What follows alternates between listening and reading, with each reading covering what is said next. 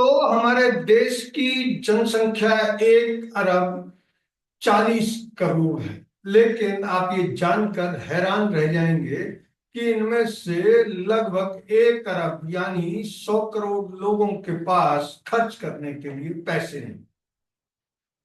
Venture capital firm Bloom ventures की एक ताजा रिपोर्ट के अनुसार देश में उपभोक्ता वर्ग, जो कि खास तौर पर व्यवसाय मालिकों या स्टार्टअप का एक संभावित बाजार है, इसका आकार मैक्सिको की आबादी के बराबर या 13 से 14 करोड़ है।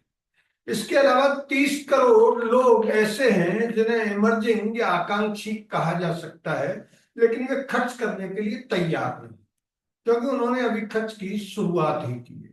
रिपोर्ट के अनुसार एशिया की तीसरी सबसे बड़ी अर्थव्यवस्था के उपभोक्ता वर्ग का प्रसार उतना नहीं हो रहा है जितना उसकी खरीद की क्षमता बढ़ रही है। इसका मतलब यह है कि भारत की संपन्न आबादी की संख्या में बढ़ोतरी नहीं की हो रही है, बल्कि जो पहले से ही संपन्न है वो और अमीर हो रहे हैं। यह आरोप प्रमुख विपक्षी पार्टी कांग्रेस और लोकसभा में प्रतिपक्ष के नेता राहुल गांधी आए दिन लगाते रहते हैं।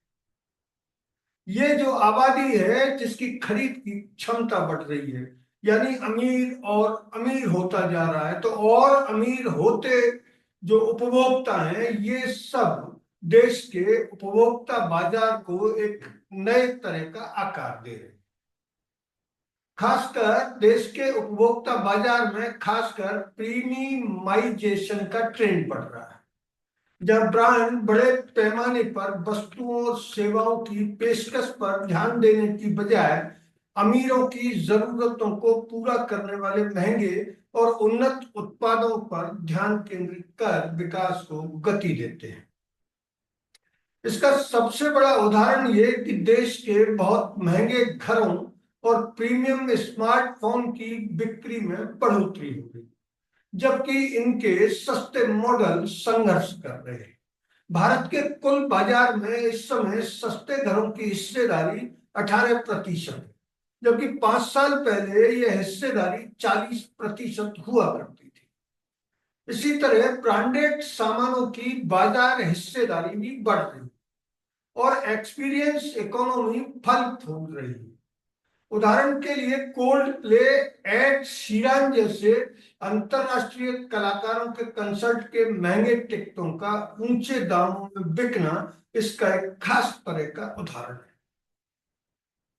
इस रिपोर्ट को लिखने वालों में से एक सजित पाई ने मीडिया से कहा कि जिन कंपनियों ने इस बदलाव को अपनाया है वे फल फूल रही। जिन कंपनियों ने बड़े पैमाने की जरूरतों पर बहुत अधिक ध्यान केंद्रित किया या उनके उत्पाद मिले जुले हैं, उनकी पहुंच प्रीमियम उपभोक्ताओं तक नहीं है। उन्होंने अपनी बाजार की हिस्सेदारी को काफी हद तक गंवा दिया है। रिपोर्ट के नतीजे लंबे समय से चली आ रही उस धारणा को बल दे रहे हैं कि कोविड के बाद भारत की रिकवरी के आकार की हो रही है, जहां अमीर हो रहे हैं और गरीबों की खरीदने की क्षमता और कम हो रही है। असल में एक दीर्घकालिक ढांचागत बदलाव है जो महामारी के पहले ही शुरू हो चुका था और महामारी ने इसमें कोड़ में खाद जैसा काम किया। वैसे भी देश में गैर बराबरी बढ़ती जा रही है और राष्ट्रीय आय में शीर्ष 10% भारतीयों की 57.7% हिस्सेदारी है, जो कि 1990 में 34% थी।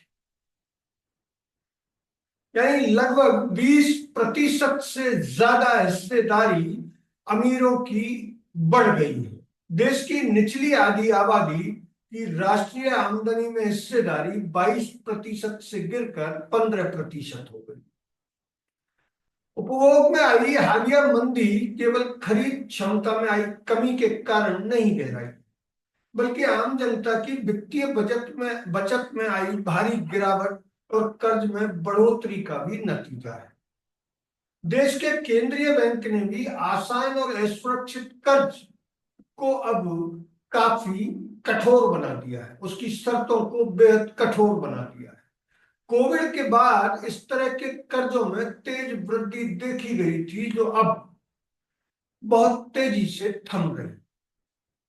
भारत के इमर्जिंग या आकांक्षी वर्ग का अधिकांश उपभोग खर्च इसी तरह के कर्जों के बूते हो रहा था, और इसे बंद करने का असर उपभोग पर पड़ रहा।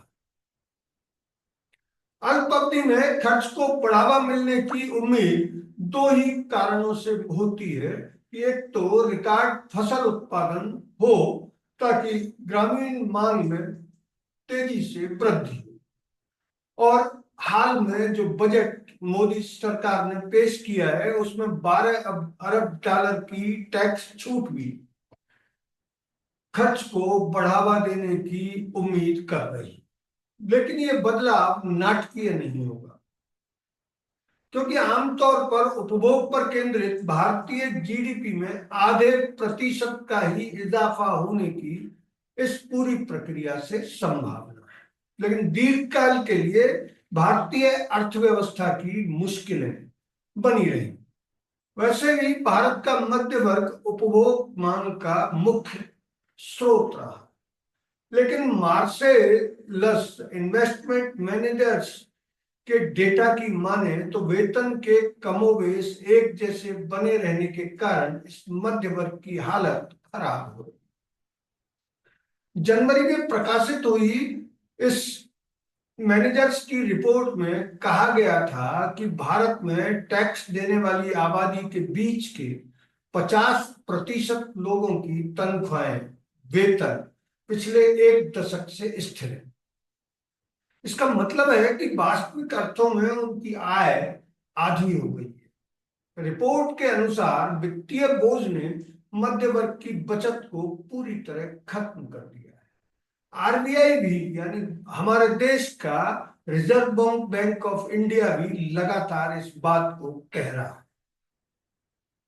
उसने हाल ही अपनी एक रिपोर्ट में स्वीकार किया है कि देश के परिवारों की कुल वित्तीय बचत बचत 50 सालों के न्यूनतम स्तर पर आ टिकी है। इन हालात से पता चलता है कि मध्य वर्ग के घरेलू खर्च से जुड़े उत्पादों और सेवाओं को आने वाले सालों में मुश्किलों का सामना करना पड़ सकता है। मार्सेलस रिपोर्ट में यह भी कहा गया है कि आर्टिफिशियल इंटेलिजेंस जिस तरह धीरे धीरे क्लर्क, सेक्रेटरी और अन्य रोजमर्रा के काम को आसान बना रहा है, उससे सफेद पोस्ट शहरी नौकरियां पाना भी अब मुश्किल होता जा रहा है। रिपोर्ट में कहा गया है कि भारत की मैन्युफैक्चरिंग इकाइयों में सुपरवाइजरों की संख्याओं में अच्छी खासी कमी आई है। सरकार की कुछ दिनों पहले ही लोकसभा में पेश इकोनॉमिक सर्वे में भी इन चिंताओं को जाहिर किया गया। इस सर्वे में कहा गया है कि इस तरह के तकनीकी विकास की वजह से श्रमिक विस्थापन, लेबर डिस्प्लेसमेंट, देश की सेवा प्रधान अर्थव्यवस्था के लिए चिंता का विषय है।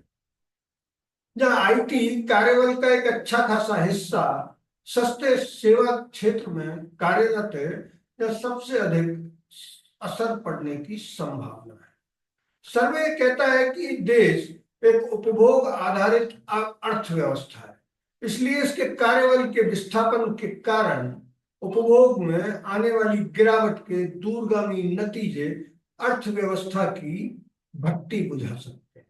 अगर सबसे बुरी स्थिति का अनुमान सच होता है तो ये देश की आर्थिक विकास को पटरी से उतार सकता है। अगर ये वीडियो आपको अच्छा लगा तो इसे लाइक करें, शेयर करें, और हाँ, हिंदी हेडलाइन को सब्सक्राइब जरूर करें। धन्यवाद। जय हिंद।